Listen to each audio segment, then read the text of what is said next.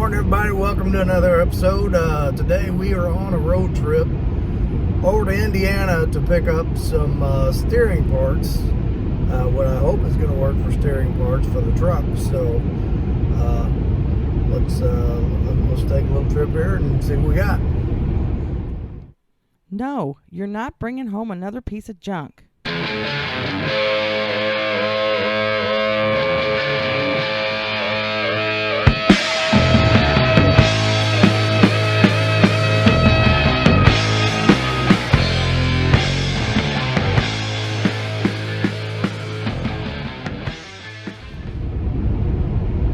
Okay, so if everybody remembers, if you go way back to the beginning of building this thing, I kind of used the picture of a Corvair ramp side truck as kind of my model of how to do this. And as I got to looking into how to do the steering, I pulled up a picture of what the steering linkage looked like for one of those Corvair ramp sides. And it is real similar to what's actually in that van, with just a couple of little differences. And I was the one main difference being in the drag link, and I was trying to figure out, okay, how can I make that drag link in the van, or what was the van, work like the one that's in one of these Corvairs. So but lo and behold, and going through Marketplace a couple of days ago, one of these, a Corvair van, came up on Marketplace for parts. And so contacted the owner. The guy's in Indiana. He's about 4 hours away from me. And I'm going to go get the steering column, the steering box, all of the steering linkage. And we're just going to try to transplant that whole system into our project truck here. So anyway, that's the plan. I figure it might work better if I just get the whole shebang and try to do it that way. So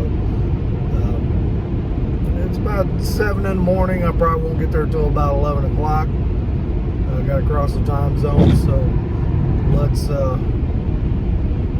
do some driving, and once we get there, we'll take a look at this thing and pull some parts.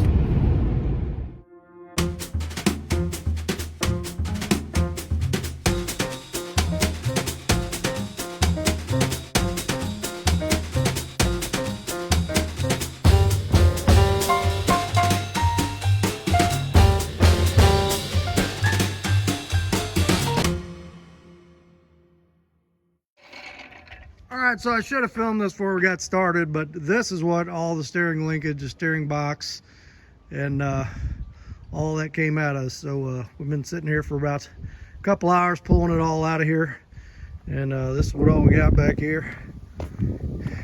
Just in time. It was raining on the way up, stopped raining, started getting cold when we were finishing up, so we're going to try to transplant all of that into the truck.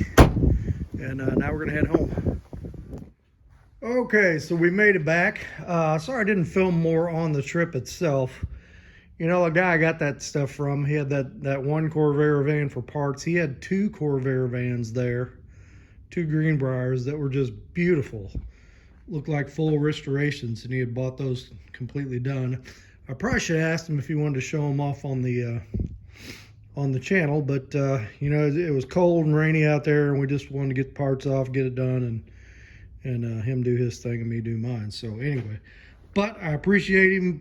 Gave me a really good deal on all this stuff. So this is like the complete steering assembly out of that Corvair van, and as you can see, it's got a lot of brand new parts on it. So like all of the tie rod ends are new, and everything is tight, and the steering box is really smooth on it. So my thought is, we're just going to try to transplant this entire steering system into this. And if you look, so like here's your idler arm, goes on one frame rail, and here is the mount for the wishbone, goes on the other frame rail. And just eyeballing it up with the frame rails, it's pretty close. And so my thought is, So like the steering knuckles on this are bigger. It's got a bigger tie rod end on it. My thought is just pull this out, put that in, and maybe get some kind of adapter, which by gosh, it may be close to the same thread, to adapt this tie rod end to this so they'll fit in those steering knuckles. And then your steering box goes up here like this, and I don't know if you can visualize that. That's mounted to the frame, and as you steer and you pull this way, it moves the whole assembly that way, and you steer and push that way, it moves the whole steering assembly that way. Really similar to what's here, just the difference is the motion of the box, but basically same thing. You got a center drag link, you got idler arm over there, and tie rod here, tie rod there. So we should be able to make this work with a little creativeness. So very happy about that. $200 for all of that, which is a smoking deal. Thank you, Jeff. And had a fun day driving too, listening to podcasts and talking to the Lord, and just a good trip. So next thing we're going to do is I'm going to pull that entire steering assembly out of the front of this. We're going to lay it next to this, and we're going to see what do we have to do to make this one fit. And I'm thinking at the most what we're gonna have to make brackets for both sides, and we're probably gonna end up lengthening these tie rods is what I'm thinking. So initially I just want to make this part fit, and we'll bust that loose to where I can pull and push on this and it steers back and forth. Once we get that lined out, then we'll figure out. I don't know if we're going to figure out where the steering box mounts first, because I think what we're going to do before we do that is figure out the dash for this thing, get that in there, and then we can figure out where is the steering box going to go and how do we make a mount for it. So, okay, let's pull the other one out of here, and we'll be back in a little bit. Hey everybody, so it is too cold and wet outside to be working on the camper, and I'm waiting on a radiator in the mail. So as soon as that gets here, we'll get back on that. But I did some major cleaning and reorganizing in here. Looking a lot better. Threw away 3 huge trash cans of junk. I got U-joints put in the drive shaft for the back of the camper, and I had several boxes of bolts over there. Now everybody's got their bolt cans, right? So like, here's my bolt cans, and if you can't tell, I'm a Folger drinker and a Clausen pickle fan. So you know, I got cans and cans and cans of bolts. Every once in a while I just throw away a can of bolts because I get so many, but I had boxes and boxes of bolts from the Buckeyes farm and home store, where I go buy bolts in bulk, and I bought a lot of them in the last year. So what I did is I took 4 boxes and several bags of bolts, and I did 1/4, 5/16, 3/8, 7/16, and half. And you know, they're not all like super organized, but at least it's all one size in one bin, which is way better off than what I was. Then I went through this thing, took it apart, and just threw tons of garbage away. And we got all my radio knobs in there. And we got a bunch of these don't have anything in them anymore. And I put all my little clampy things in there. And I put all my cotter pins in there. And we got all grease fittings in there. And I had a couple of boxes of just junk over here, just parts boxes that I combined, threw away stuff, and put all the weird knickknacks into one box. So I'm feeling pretty good about my couple hours of organization I did out here. But anyway, we're not here to talk about organizing garages. We're going to talk about this. And what we're going to do tonight is, okay, this is the steering system off the Corvair, which is really similar to the steering system off this van. The main difference being is you got the idle arm on that side. On the Corvair, you got this boomerang thing on this side that hooks into the drag link, and then you've got the steering box here that hooks into this guy, pulls that back and forth, pulls the boomerang back and forth, and moves this side to side. Now I was going to try to do that.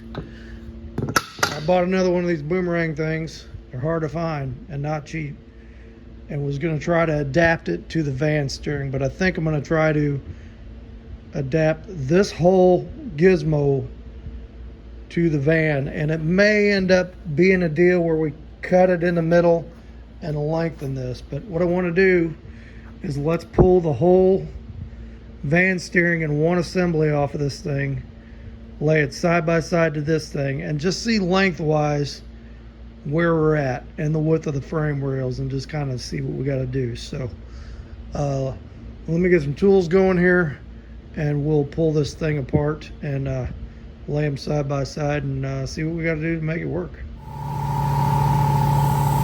All right, this thing off of here.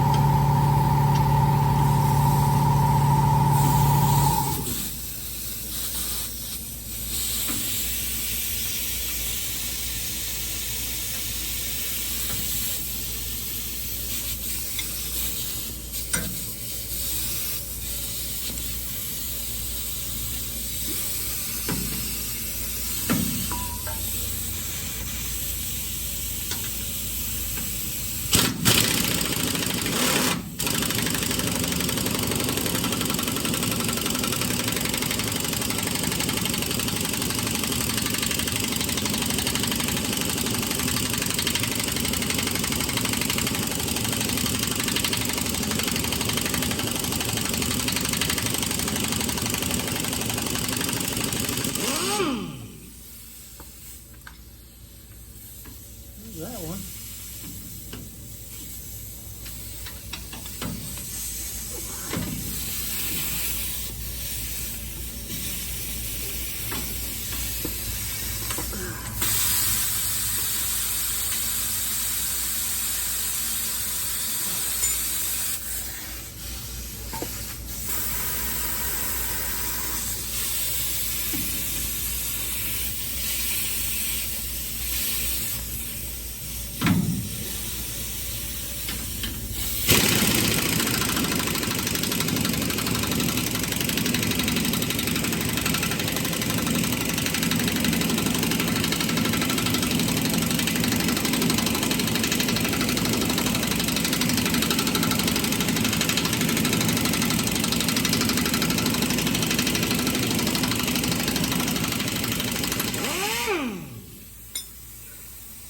Like a good shot of my big belly, huh?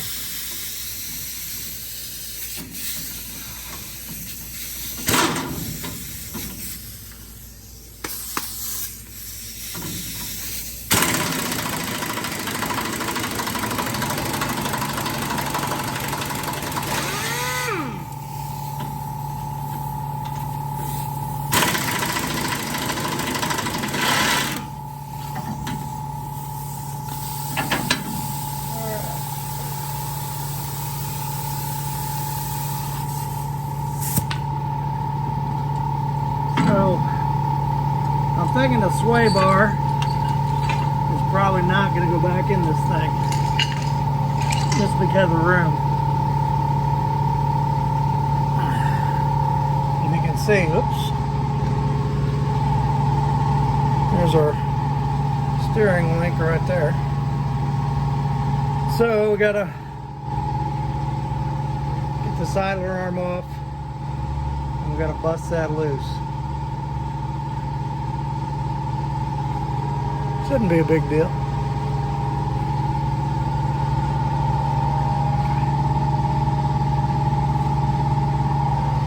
Reposition this thing. Alright, let's see what we got here.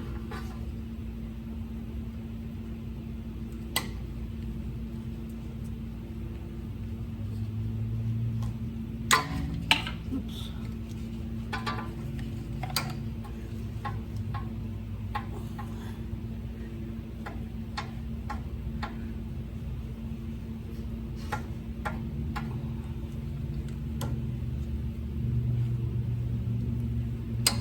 Come on, cotter pin.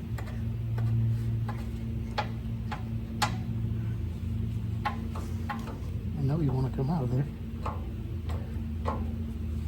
Alright, I'll just bust you off if that's where you want to be.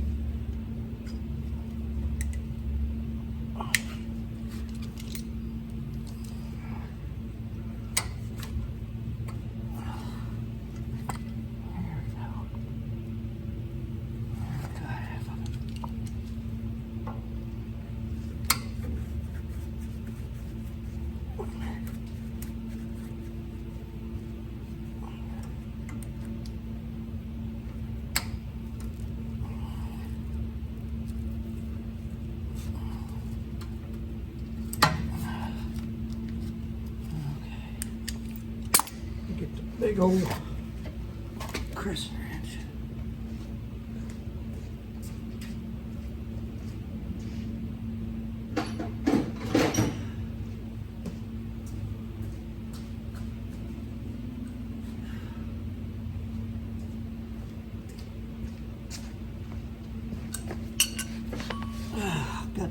Got the fit all.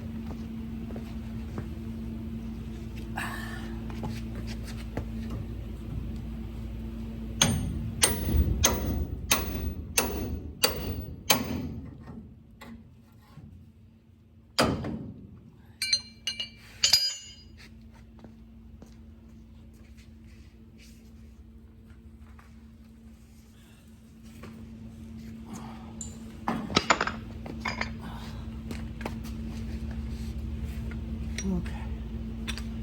Pull these two bolts off that side arm and this thing should come out.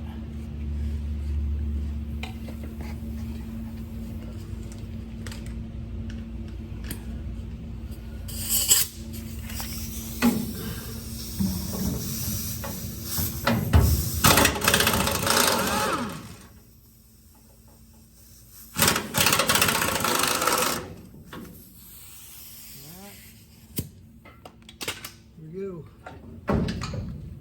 More than one piece. Now, let's take a look at this thing.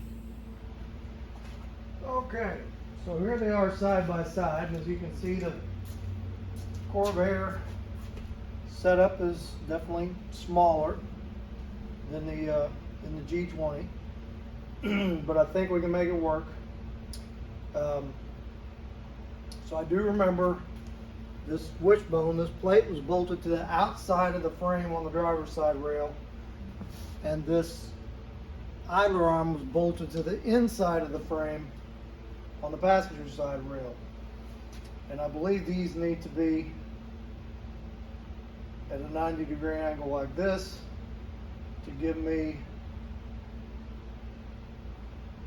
the room I need to swing back and forth, I believe. So look at the overall length. If we just went from tie rod to tie rod, that's 60 inches. Now, let's go stand these guys up. Tie rod to tie rod on this one.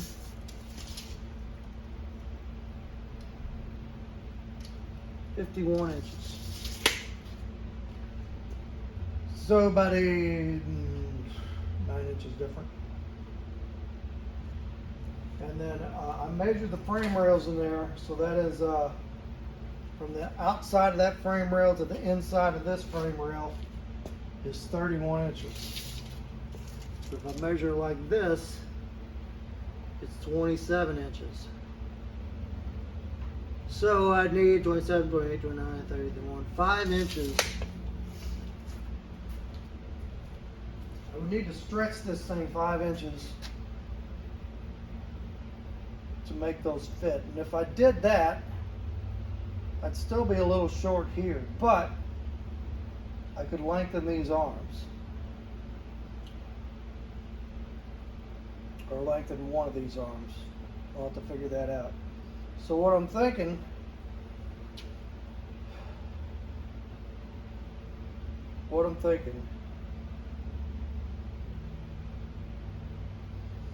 is to cut this guy in the middle, bust all this apart. Maybe not even bust it all apart, maybe leave it all in there for it, bust that apart, and I'm gonna need some kind of sleeve to go over each end. 5 inches in the middle. We'll weld it around each end and we'll pin it in the middle. There's not a whole lot of force on the thing. It's just pulling this way and this way with the tires on the ground, so it's supported there and there. But I think if I would do that and weld it, maybe drill some holes on the ends and, you know, weld there. This may be cast too. I got to figure out what to do about welding that. But I know we can make that work and make it safe. And then get this mounted, and then take up the difference in the arms. In fact, I may even. That's definitely a smaller tie rod end than that. That's a bigger one. So we may even come up with a different sleeve, or modify that sleeve to where we can screw this tie rod in into this sleeve and have that tie rod in on the inside and have the regular van tie rod in on the outside, so that we don't have to modify anything there. And these are kind of cruddy looking, but they're pretty tight. Clean them up, put some new boots on them, grease them up. It might be okay, even though all this stuff is new. So anyway, that's what I'm thinking. Let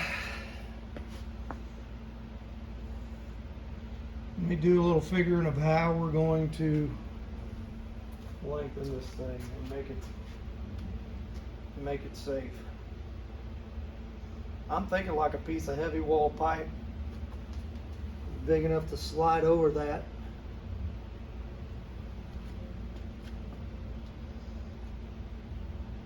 That's what I'm thinking. Okay, let me do some searching around here through the scrap, some calculating, and we'll see what we can come up with. Alright, so one of the things I'm wondering is, can you MIG weld this stuff? I'm really not sure if it's, I mean, it's rough like it's cast. I've never tried to MIG anything like this, but let's just try. I've got a little notch in this thing, so let's just fill it up and see what it looks like.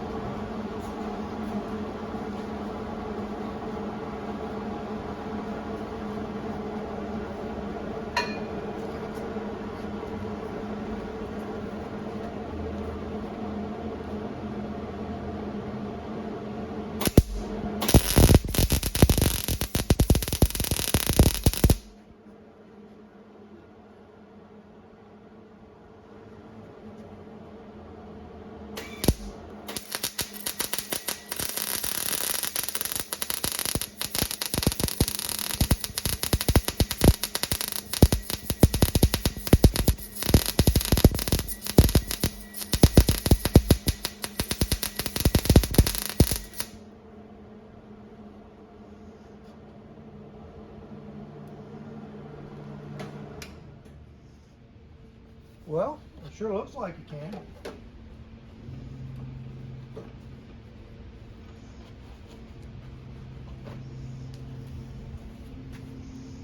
It's laid in there pretty good. So I got some chrome moly tubing here, which is, it's the same size as this. So I would want to get the next size. I would want to get a size where I could slide, just clean this up a little bit, cut this in half and slide each end in here, and then weld it up, and then drill it, and then put a drift pin in there, or a bolt. Or I could drill all the way through it and fill that up with welds. So either way, but yeah, I don't know if you can see that or not. But welded pretty good, so I believe that will work and hold together. If you got any comments, don't hesitate to leave them. But I think that's what we're going to try. We're going to whack this, and then I'm going to measure that, and we're going to figure out what size of moly tubing we need. And I'll just get a little section of it just to lengthen that. So, all right, we'll go with that. And as soon as I find a piece of tubing, we'll be back and we'll get this shot. I want to get this lengthened before we figure out where to mount that and where to mount that idler arm. And I want to look up I want to see if I can find a picture of a Corvair of the van. I think I should have took a picture of the van when I was over there. But I thought when I had the wheels centered that this idler arm was 90 degree there, and that this this plate was at 90 degree there. So I need to have that right before we figure out what length, before we mount it, and before I figure out what length my arms are going to be. So let me let's go ahead and pop these dudes apart, and let's see if I can get one of these tie rods out and just see how much difference that is. Once I clean that up, what the thread size difference is compared to that, and how we're going to address that. And actually, so these inner tie rods are longer than the outers on both sides, so I may want to go with those. And I don't know if anybody knows, maybe they sell a tie rod adapter sleeve that goes from one size to another. That's another thought. I can take a look into that. So, okay, so that's where we are right now. Okay, so here's what I came up with. I had some 3/4 inch tubing, 1/8 inch wall, so it's heavy wall tubing. And this fit in pretty tight to both ends. So I ran it in there 1.5 inches on both ends, cut my piece 8 inches. That gave me 5 inches overall length.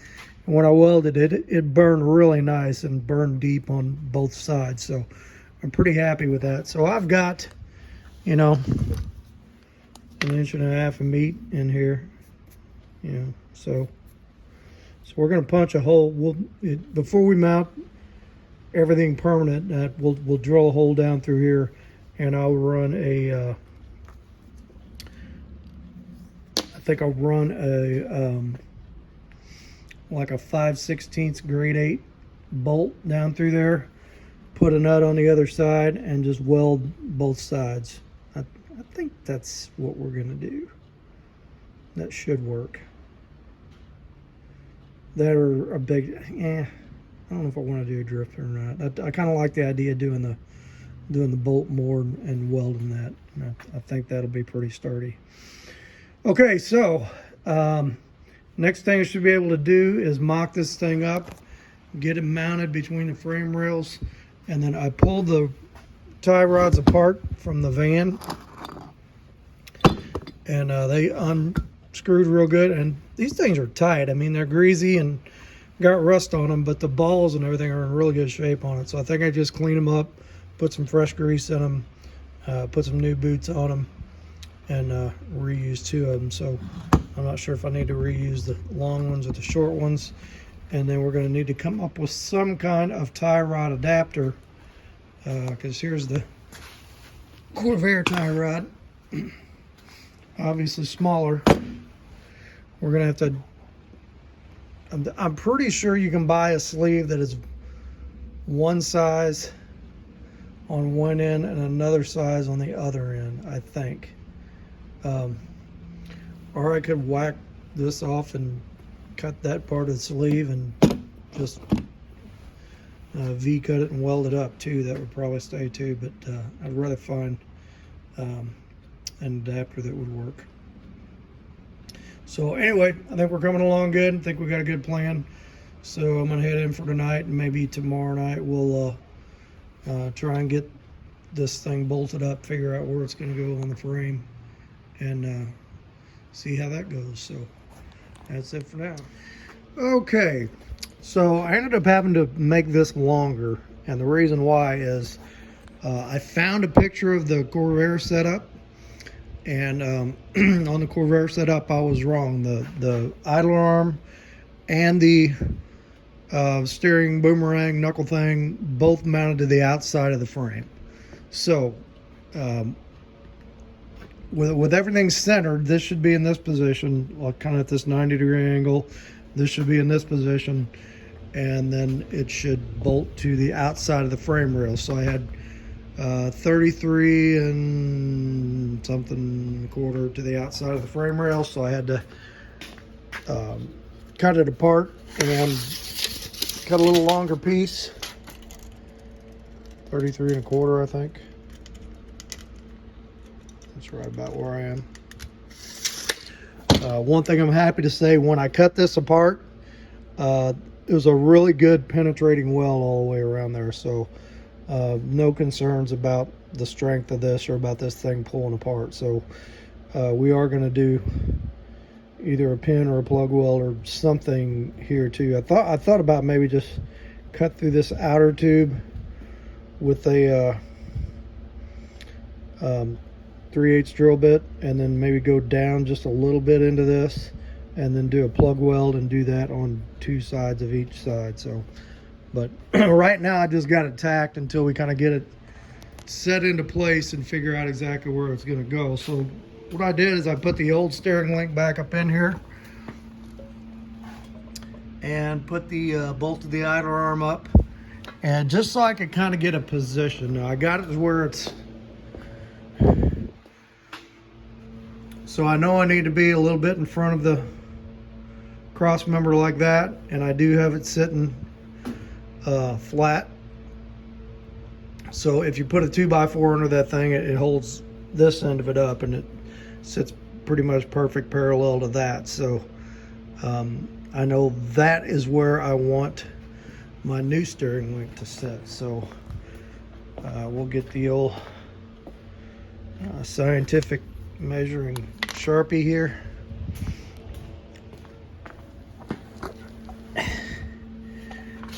And I know that I want that link about right there.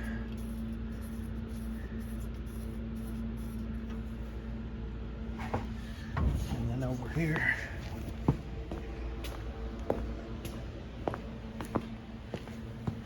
I know I'm gonna want it. Yeah, it's about in the same place. About right there.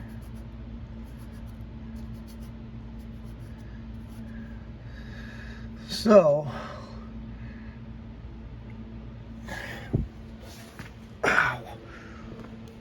we will, let's get a measurement under here.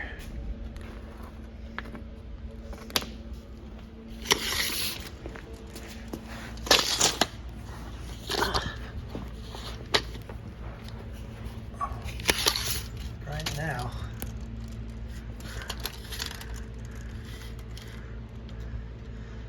let's go from the bottom. The bottom of the link is 3 3/4 inches from this lip on the cross member. So that's, yeah, that's probably not perfect. Let's see. Should check this like this.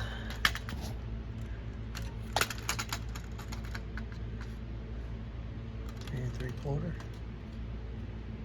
Yeah, 3 3/4. It is right. This looks a little weird sitting there. So, okay. So I'll get a longer piece 2x4, put it here. We will set the other link on here. And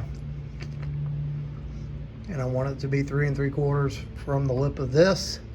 I want it to be centered with the marks we made on each side. And then once we do that, we will see where the idler arm falls. And we can get this side bolted up, and then we can figure out where the boomerang gets bolted to over there. And then once we have that up, and we can take the boomerang, swing it back and forth, and we know the link moves back and forth, then we can figure out tie rods. So that's where we're at. I don't know how scientific or engineering it is, but we're gonna try it that way. Okay, so we got her bolted in there. Unbelievably, there was a bolt hole in the frame on that side, a pre-threaded one that landed right where that idler arm needed to go. So one bolt over there, and then one bolt over here for the old steering box landed right where it needed to be. So my measurement is good. I'm level across there. I'm the same space away from the cross members I was, and it travels nice and straight, no binding,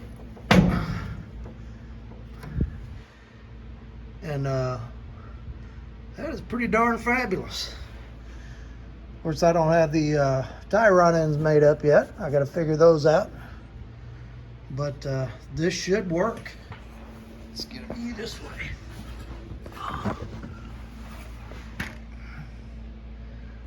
Yep, that is good, real good. I like it. Okay, so the next thing we're going to do is we're going to figure out how to make tie rods, because I think I'm going to need, well, I'm about to measure them up first, but I think I'm going to need, what I want to do is the Corvair inner tie rod, the G20 outer tie rod, so she'll drop right together. Now I did find a brand new sleeve that fits these G20 rods, and if you notice, these sleeves are split all the way across. Well, the Corvair sleeve, it's just got a little split here. So I am thinking we can cut this off weld this to this, maybe with some kind of pin in the middle of it for added strength. I mean, I really doubt you're going to pull that apart if you burn that together good, but we just want to make sure. So let me do a little thinking here, and we'll go for let's get one of them done and see how it works, and then if it works, we'll do the other one. Next video we're going to do on this, once we get this mocked up to where it's going to work, I'm going to have to drill some permanent holes, get some good mounting hardware, get it mounted in there good and straight. But we don't know the location of the steering box yet. I know it's going to be up in here somewhere, but we're going to have to, and this is the part I've been kind of looking forward to, is we're going to have to strip this dash down and cut it up and weld it back together so that it works.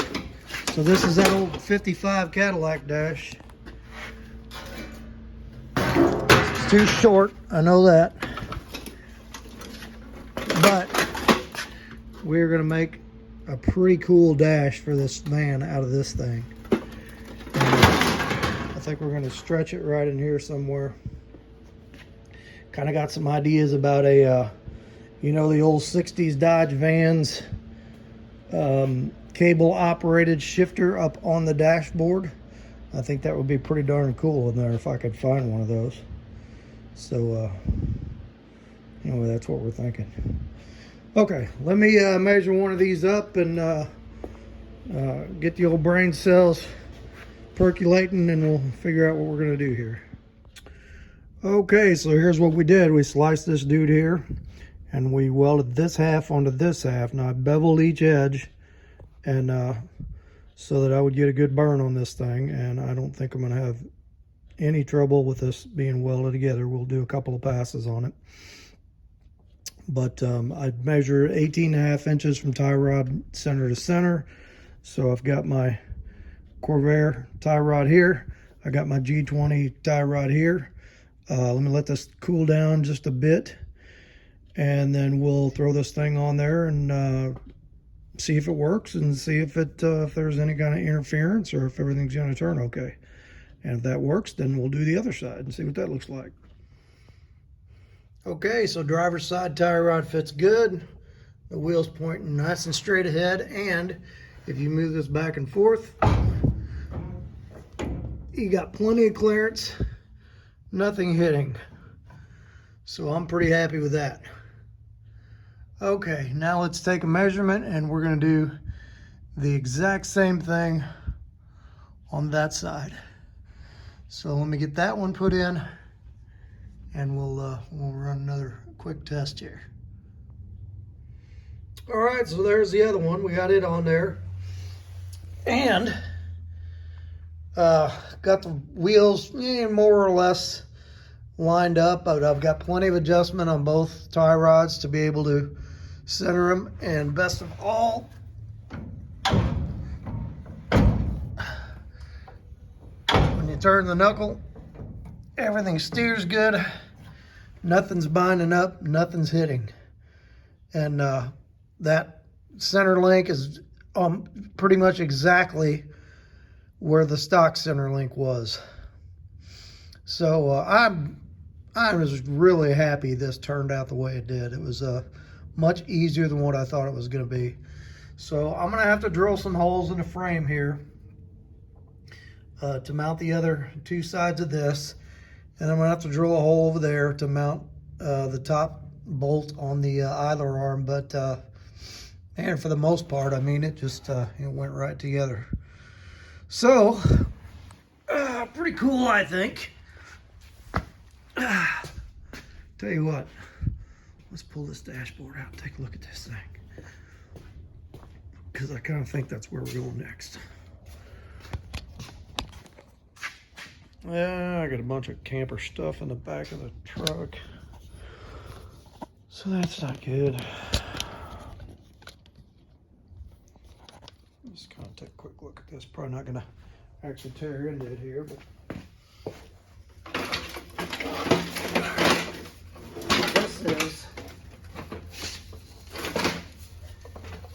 55 Cadillac.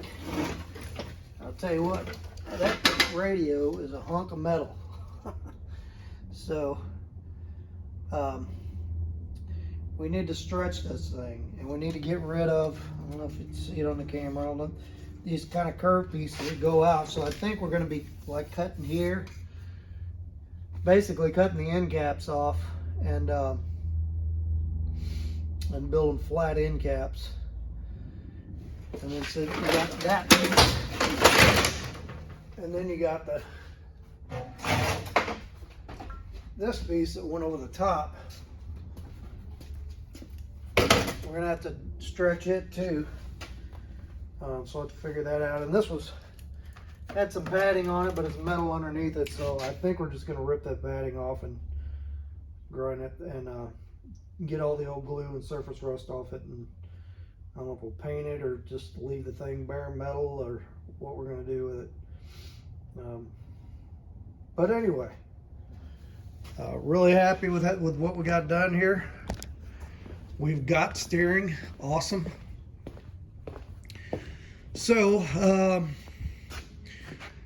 I think tomorrow I'm going to swap out the radiator on the camper. It got here. Probably not going to do a video on that. I don't think anybody wants to see a video just swapping a radiator out. And then I got a few days that I've got some things to do that I'm really not going to be able to do anything on either vehicle this weekend, but we'll pick this up next week. I don't know if we'll do a camper video or if we'll do a truck video, but we'll do a video of something. So anyway, let's go inside. Let's get a word from the Lord, and thank you all for following along. Hey everybody, thanks for following along today. So that was recorded over a week. It was actually like over a week ago I took that trip up and got those parts, but it was a fun trip, had a good time. And so really surprised that steering worked out as well as it did. So I'm very happy and grateful that it did, because I was kind of tugging at my brain cells trying to figure out how we're going to make this thing work, how are we going to steer this thing. So thank you, Lord, for helping me figure that out. So now the important part of the video is the message, and I'm going to let y'all in on a little secret. The car stuff, you know, all the stuff we do at the beginning of the videos, that's the bait. That's to get you here and keep you here for this. This is the important part. And actually these verses I have picked out is kind of talks about that. And this is Luke chapter 12, and we're going to start in verse 22. And the heading on this is called The Cure for Anxiety. It says, "Then Jesus said to his disciples, 'Therefore I tell you, don't worry about your life, what you will eat, or about the body, what you will wear. For life is more than food, and body more than clothing. Consider the ravens, they don't sow or reap. They don't have a storeroom or a barn, yet God feeds them. Aren't you worth more than the birds? Can any one of you add 1 moment to his lifespan by worrying? If then you're not able to do even a little thing, why worry about the rest? Consider how the wildflowers grow. They don't labor or spin thread, yet I tell you, not even Solomon in all his splendor was adorned like one of these.'" I like that line.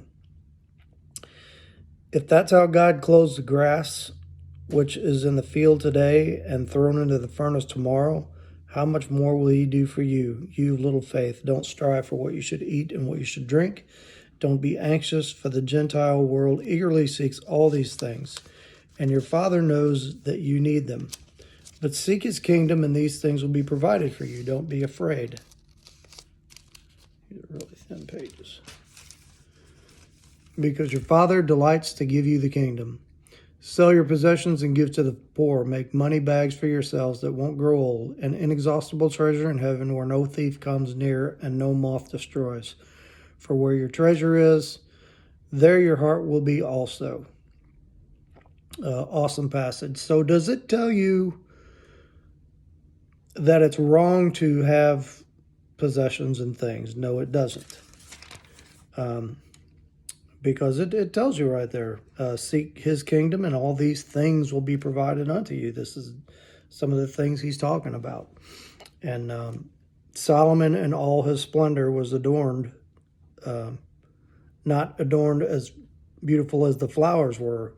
And if you remember back to the story of Solomon, Solomon asked for, when the Lord asked him what he could give him, he asked for wisdom of his, or knowledge, wisdom of God's will first.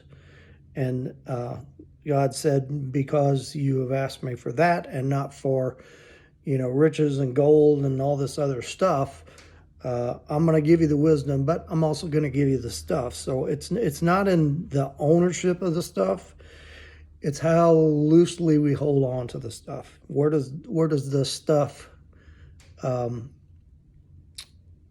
where's the priority of it in our lives? If all our stuff was gone, I'm a middle class guy. I got a decent job. My wife had a decent job. She recently retired. We got a nice house. You guys seen my garage. I got stuff out there, projects I work on, and probably the same kind of stuff a lot of other middle class people have. But if I didn't have any of those things, or if that was all taken away, and there's a lot of people who deal with that, I would still have Jesus, and I would still have my faith, and that's the most important thing. There are people in other countries who, what we consider poor in this country is not even close to what is poor in some other countries.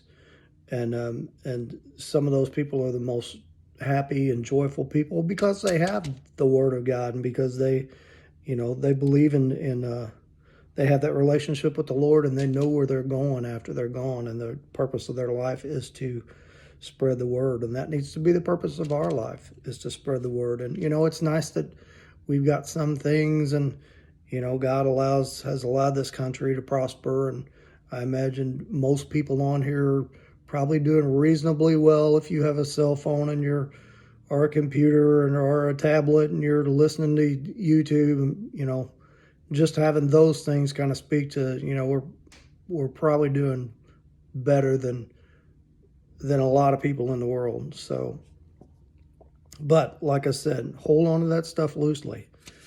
The time may come for me or one of you where God says, like he did to the rich young ruler, sell all your things and follow me. The time may come in our country where the prosperity is gone. Everybody knows how scary things are in our country right now. We could very well end up like the end of the American Empire could be close, and we could end up poorer than we ever thought we were going to be. We could end up a country like North Korea or China, where you are severely punished if you talk about Christianity, and they have to hide it in their homes. So I'm glad we're not in that position right now, but we need to be spiritually ready for that, if that would ever happen, that we're ready to cast off the things of the world, and we're ready to put aside all this stuff, and we're ready to focus on our number one thing, and that is spreading the message of Christ. So that's the message for today. That message is for me as much as for anybody else, because like I said, this whole thing of doing the cars, it's a lot of fun, but this is the bait to get you here. I know the day is going to come where age catches up with me, and arthritis catches up with me and gets worse. And if I live that long, the day is going to come where I can't turn a wrench anymore. I can't do that. But as long as there's breath in my body, I'll still be proclaiming the King of Kings and the Lord of Lords, and trying to convince every one of you out there to tell you that message, to accept Jesus and to invite him into your hearts. So anyway, that's the message for today. Hope you like that. Let's have a word of prayer and we'll be out of here. Father, I just thank you for today, and I thank you for the opportunity for this ministry on YouTube to be able to put your message out there every time we do one of these videos, and just for the people who watch, the people who respond, and just, you know, for the fun we have together, and the conversation we have together. But mostly, Lord, I just pray for anybody who watches these videos who doesn't know you, that you would soften those hearts and you would find a way into those homes and redeem them. And I ask this in the name of your precious Son, Jesus. Amen. Okay, hit like, hit subscribe. Make sure you leave a comment. And we will be back next time with either camper stuff or truck stuff or something. Okay, talk to you in a bit.